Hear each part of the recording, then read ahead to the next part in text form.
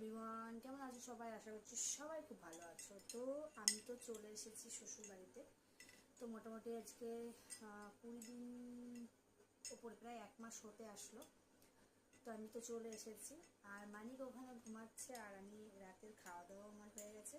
তো রাতের খাওয়া দাওয়া করে এখন এই যে রাতের বেলা যেটা খাই আমি রোজ, সেটা হচ্ছে এই যে দুধটা খাই, কারণ এখন এটা আমার খাওয়ার খুব দরকার। তো তোমাদের সামনে আমি না ইউটিউবে ভিডিও দিতে পারছি না, বড় ভিডিও দিতে পারছি না, কারণ বাচ্চাকে নিয়ে হয় না। আর এদিকে তো মানে ওর তো শরীরটা একদিন ভালো একদিন খারাপ, ওর নানান রকমের ওর সেই ফিলিংসগুলো আমি পাচ্ছি। তো মোটামুটি এই যে এখন দুধটা খাবো।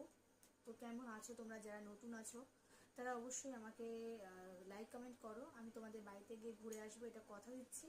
যারা নতুন পুরনো যাই থাকুক না কেন, আমি কাউকে দেখবো না, তোমাদেরকে লাইক কমেন্ট করবো এবং তোমাদের পাশে থাকবো। তো চলো আস্তে আস্তে তোমাদেরকে এই ভিডিওগুলো শেয়ার করবো, কারণ